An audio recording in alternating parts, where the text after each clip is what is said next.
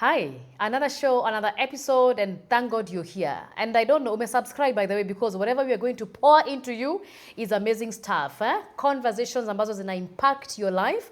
I'm here with Emma Odhiambo, the wellness coach, and maybe you're asking, what are we talking about today? Amazing stuff.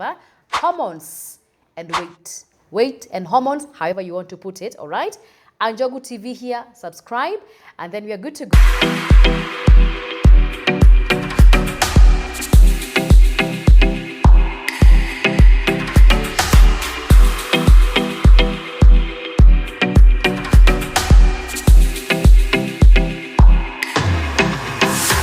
Emma. Yes. Habari ya siku mingi? Salama kabisa, mzuri. Uko fiti? Kabisa kabisa. You know, last time ulitufundisha kuhusu mambo ya hygiene, eh? Yes. And I'm very sure the people who are keeping at it and we are doing well, eh?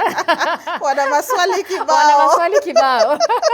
Yes. So we are glad to have you today. Thank you. Ndio tuzungumzie mambo ya hormones and weight. Yes. And my question is, mbona siku hizi tunasikia mazungumzo mengi sana kuhusu hormones, eh? We were not hearing this hormone thing like 10 years ago, 20 years ago. What has changed? What has changed is that watu wamekuwa more aware na mwili zao. Yeah. And then watu wanasoma sana, wanafanya research, wanakutana, wanashare a lot of things. Yeah. Alafu nakuta hizi vitu they are coming up. I'm feeling hormonal. Oh, nilipata mtoto, my hormones are all over. Yeah. Oh, nimeenda kwenye hedhi, nasikia mwili iko hormones iko hivi. Ndio kwa maana unasikia hiyo story ya hormones sana. Yes.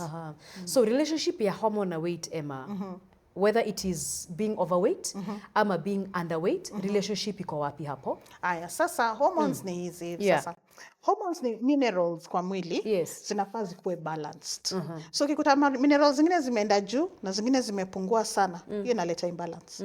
Hiyo ndio hormonal imbalance. So ukipata minerals zingine zimeenda chini sana ama iende ipande juu sana, unakuta sasa weight inaanza kuwa na issues. Yes. So that is why weight inaleta problem. Sasa mtu akifika around 35 hapo, hata metabolism yake ina change. Ina slow? Yeah, ina slow. Yeah. Why? Minerals zingine zinapungua kwa mwili because of childbirth, lifestyle, vitu kama hizo. Alafu unapata sasa because of that peke yake, weight inaanza kufluctuate. Mtu anaanza kukua mzito zaidi. Kama ni mwanaume anaanza kuwa na matiti, na boobs, na tumbo, okay. You know, because of diet, lifestyle, childbirth, vitu kama hizo, age, environment, hizo zote zinaleta hizo issues za weight. Yes. So tukiongea kuhusu hormones and weight, Emma, ni both for men and women? It's for both men and women. Hakuna mmoja anaachwa nyuma. It's for both men and women. Because we are all human beings, we all have minerals. Yeah. Yes. Because unajua wakati ambapo tunasema mambo ya hormones, it's women who are accused of being too hormonal. You're too hormonal, you're too angry because of hormones. But hata wanaume ukasirika because of hormones. The hormone of cortisol. Inaleta hasira. Pia one of the issues ni hasira. Na inapatikana hata kwa wanaume. Alafu hata ukiongelelea menopause. Kwa wanaume kuna andropause. So wanaume pia wako na menopause yao. Alright. So hizi sema ati inalalia upande moja. Yes. Okay. Iko pande zote. So take us step by step, Emma, sasa. Ni hormones gani specifically ambazo zinachangia mwanamke kuwa overweight ama kuwa underweight, and also how? Yes. Sasa kuna kitu inaitwa estrogen na progesterone. Hizo hormones mbili are the main hormones kwa mwanamke na kwa mwanaume. So for men, the progesterone ndio the main hormone. The main male hormone, the progesterone. Na kwa wanawake ni estrogen. So hizi hormones mbili, tuseme kwa mwanamke progesterone iende juu. Hiyo ni imbalance tayari. Inaanza kuleta shida. Unakuta sasa anaanza kupanuka. Ama estrogen pia ikienda juu sana, unaona anaanza kuwa na weight issues. Na anaanza kuwa na issues hata na monthly cycle yake. Unaona? Na kwa mwanaume pia, estrogen ikipanda zaidi ya progesterone, unaona anaanza kuwa na matiti. Tumbo pia inaanza kuwa ana umama mingi. Okay. Yes. So these are some of the hormones. I'm just giving you easy examples. Yes. But also inaletwa pia na diet. Pia diet inaweza kuletea imbalances.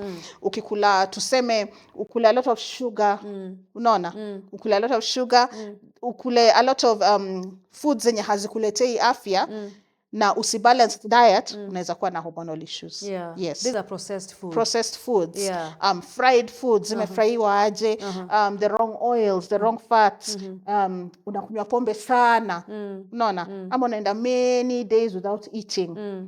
Unajua those long fasts, Yes. you know, without water. Yes. Umeingia prayer center, you're feeling very spiritual, you feel you want to now meet Jesus. Yeah. Utakutana naye physically. Ukutana naye physically. Utaenda kwa baba. Utaenda kwa baba, utaenda Sayuni. And you know, it's because you need to have a balance around your life. Huwezi ishi maisha yenye ubalance chakula, ubalance lifestyle, ubalance hata hizi maneno za fasting, ubalance working out. You must be a balanced individual. Kama unataka hormones zako zikuwe in a safe place. Yes. So kando na diet, because I know you're very passionate about what people eat, Emma, and you're also very passionate about how people live in terms of exercising, relaxing, and massages. And by the way, Emma does awesome massages. For those who are looking forward to having great massages, Emma does that. So what else contributes to your hormones fluctuating? Maybe contraceptive pills, pills for ladies, family planning. Kuna hormonal family planning na yenye si hormonal. So hizi hormonal zinaletanga shida sana kwa wanawake. Many women wanakutanga wakimeza hizi hormonal pills. Too much weight. Unaona? So unafaa utembe na daktari wako over time. Maybe 6 months, mkiangalia which one is the best for you. The best ones mostly are the ones that are not so hormonal. Okay. Unaona? Kama gani hizo? Examples of non-hormonal za ku-plant, za ku-implant, si za kumeza. Za kumeza sana sana, most of them are hormonal. Unaona? But za ku-implant, hizo sana sana they are non-hormonal family planning. You work with the doctor over time to know gani ndio the best for you. Because generally a woman's life the hormones will be affected either by childbirth, ama menstruation, ama menopause, vitu mingi. Yes. So hormonal family planning methods inafanya tu mwili wa mwanamke unabadilika. Unaweza badilika, inabadilisha cycle yako, inabadilisha mood yako, inabadilisha hata appetite, inasafa saa zingine. Hata libido inasafa saa zingine. Yes. Hebu zungumzia kuhusu wanaume ambao tunaambiwa kwamba mwanamume akioa, when they settle down, their weight most of the time inaenda juu. And we contribute that to being fed well by the wife. Yes, inaweza kuwa hakuwa nakula vizuri, alafu ameingia kwenye ndoa. Sasa number 1 ako relaxed. Number 2 anapikiwa. So anapikiwa. So anakula venye anataka. So it is the work of the wife kumbalansia hiyo diet yake. Kuhakikisha asi overeat, na akikula sana basi isikuwe ni starches anakula, the wrong foods. Unaona? Hizo zinakuwa tamu sana, the chips, the roast potatoes, the sausages, bacon. Yes, processed food wanapenda sana. Mayai ukikula pamoja na starches. Mayai ukikula peke yake iko sawa, lakini uongezee starches kando yake inakudhuru. Sasa huwezi kula ugali na mayai. Unaweza as a meal, but you need to check how much starch is going into your system. Unaona? So huyu mwanamume niwe kazi yako wewe kama mwanamke kuhakikisha umembalansia mili yake vizuri. Unamwekea mamboga, nyama, starch si kubwa sana. Unaona? Unamwekea matunda pale for dinner.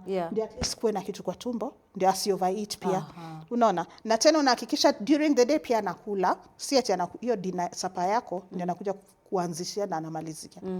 Sasa si yeye ameenda job, si ajue Kenya atakula lunch ama? Si unaweza mpanga. Si unampenda. Unataka kuishi naye for a long time, sivyo? Yeah, it's true. Yes, but so unampanga.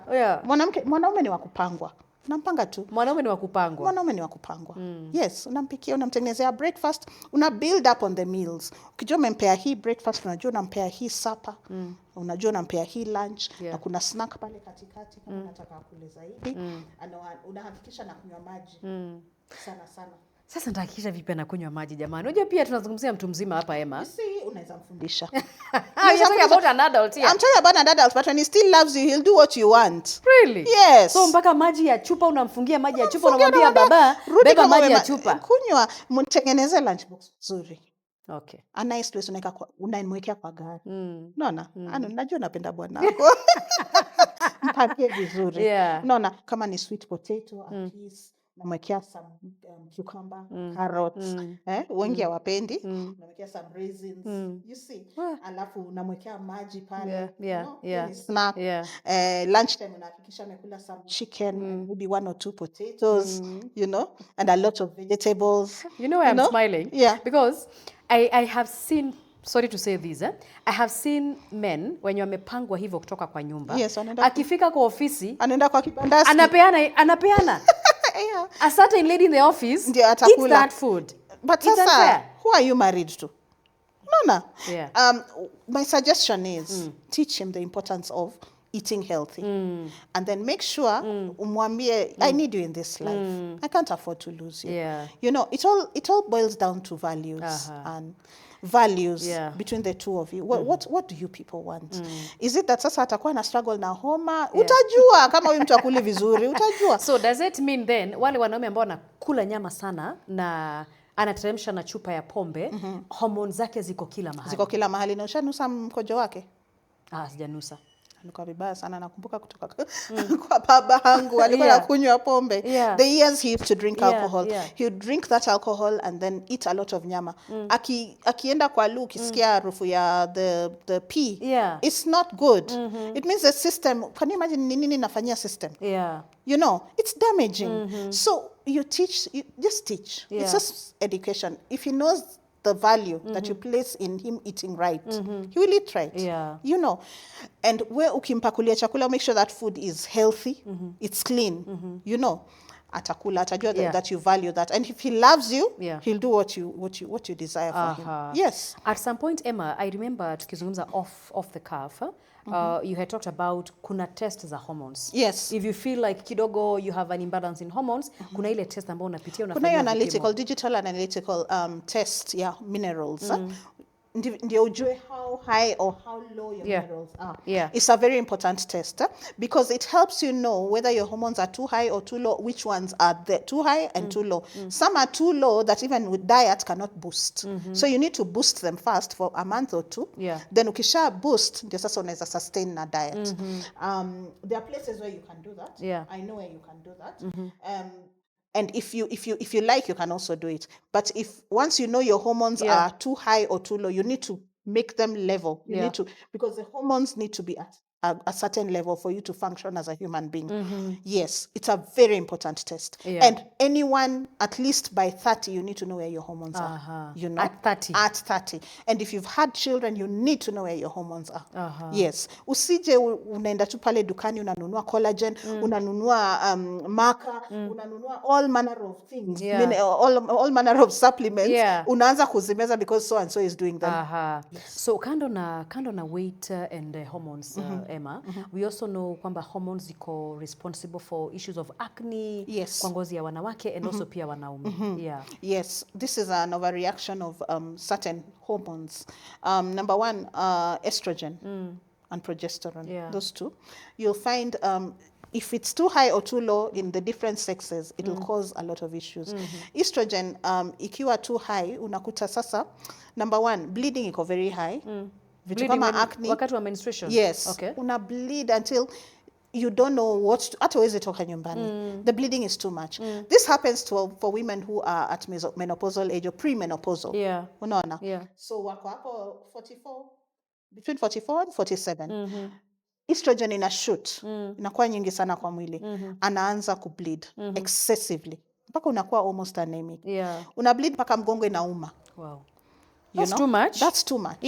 And for many days. And for many days. Like 5 days, unajaza pads 3, 4 in an hour. That's a lot of bleeding. That's not normal. So that mineral needs to be balanced. Be balanced, yes. So you need to be balanced. Progesterone for men, ikishuka, estrogen ipande juu. The female hormones inaanza kupanda kwa mwanaume. Anaanza kuwa na matiti. Anaanza kuwa na feminine look. Tumbo inaanza kuwa kubwa. Ile masculinity inaisha. Shoulders ziko rounded. Akompaka na hips. Akompaka na 2 hips. Anaanza tu kuwa tu na umama. You see, they need to balance those hormones. Utapata, the minute they begin to balance their hormones, those things begin to disappear. The breasts go back. They begin to receive their masculinity and things like that. What helps? Exercise. Exercise is very important. Exercise helps, yes, it really helps. Number 1, it helps you manage the symptoms. Say like for older, as you grow older in a marriage, symptoms za androgen na menopause, progesterone na estrogen. Yeah. Pia inakuwa managed hapo. Yeah. Then it helps you eat healthy because ukiwa unafanya exercise huwezi tamani kuweka garbage kwa mwili. Utatamani ukule right. Utakula less starch, utakula more vegetables and protein and fruit and utakula all the different types of meat, the fish, the chicken, the red meat. So hautakuwa unakula unaenda pale kwa mtura unakula mtura na ugali every day. You can't do that. For the bachelors in the house. Bachelors in the house, Yeah. you know, you need to watch what you're eating. Yes. Intermittent fasting. Yes. Ile unakula Within some certain hours. Inasaidia kubalance hormones, Emma. Yes, if you do not the extreme ones. Yes. And you do it correctly. Ndio hata ukibreak, how break na mandazi. Unaona? Huwezi kuwa unafanya intermittent. Craving ikushika. Unajua sometimes una crave tu mandazi. If you do intermittent fasting and you eat the right food, hautakuwa na the wrong cravings. Number 2, if you have the right if your minerals are at the right level, you will not have certain cravings. Okay. So it's a whole thing. You need to make sure that your minerals are balanced. You're taking supplements if they are not. You need to be eating a balanced diet. If you're doing intermittent fasting, you need to do it within the right hours that are right for your body. So how will you know? You need to check with specialists. Like you? Like me. You need to come and we go. And I also don't work alone. Yes. I work with doctors and I work with specialists that will tell you, once you test the minerals, these are the minerals that are low. So I give you your supplements. Are you swallowing them correctly? Are you taking them correctly? Once we've established that, now we talk to a nutritionist. Are you eating the right food? You know, once we establish that you're eating the right food, are you exercising? You know, for people who are above 35, okay, to say 38, kwenda juu, you need to do a lot of heavy lifting, weights, to help your muscles and your muscle mass, and to burn the bad fats. So if we've established that you're doing that, then you'll be fine. Yeah. The last one as we finish, Emma, you know, some of us say, we cannot all be the same size. It will be a very boring world. Exactly. Kwamba ukipatana Moi Avenue na kila mtu ambaye ni size 1GB. It is so boring. We have to have diversity. Yes. So at what point does your weight become a problem? Your weight becomes a problem if your BMI is too high or too low. Yes. Okay. So you need to check your BMI. Yeah. To check your right size. But sometimes unapata ukifanya hiyo test ya BMI, unakuta it's too much lower than you are and you're comfortable at. Yes. So make sure that you're at a healthy weight where you don't have a lot of fat around your heart. You're snatched, you have your muscle, and you're not too heavy. You know, you're walking, you're doing your exercises, you're drinking your water. You're not heavy. You don't have a lot of fat around your main organs. Then you'll be fine. Yes. Awesome. For me, I don't believe in being thin, or fat, but just be somewhere in between where you are. You are okay. Yes. Awesome. As we wind up, Emma, Ebu kindly talk to us a bit on kuna watoto ambao tunapata right now and you find the kids are on the extreme end of weight. Kama mtoto ni mkubwa tu sana. Yes. I don't know whether it's a function of the hormones ama it's related hormones and the diet ambao tunapatia watoto pale nyumbani. It's unfortunate, number one, that a lot of the times when we eat, we're eating for our children. You see? Yeah. So even before you get these children, how are you? What's your lifestyle? Yeah. Because if your lifestyle is wanting, this is what you'll introduce this child to. From the day of weaning, let's not even talk about weaning. From when you're breastfeeding, what are you eating? Si ugali na mboga, kienyeji na uji, a lot of it. Not everybody does that. Chips once in a while. Chicken junk or sugar, what. Yeah. If that's what you're giving your baby at that age, that is what you're planting. So this is what your baby will take. These are the things that your baby will now grow into.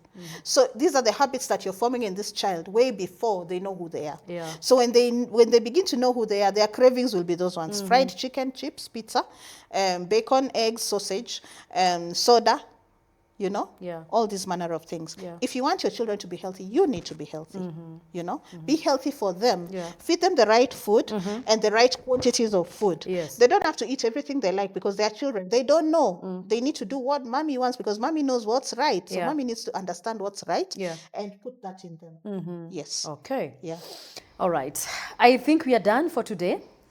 Na kama kawaida, ukiwa na swali, ukiwa na comment, and just like Emma said here, if you want to test your hormones, ujue zimefika wapi, because you cannot be 35 and above. Actually 30, she said 30. If you're 30, you need to know hormones zako zinasemaje. Are they a ticking time bomb? So that whatever you're putting in your mouth to get to your tummy is the right thing, all right? So make sure to join us again on another episode with Emma, the wellness coach, and Njogu TV here.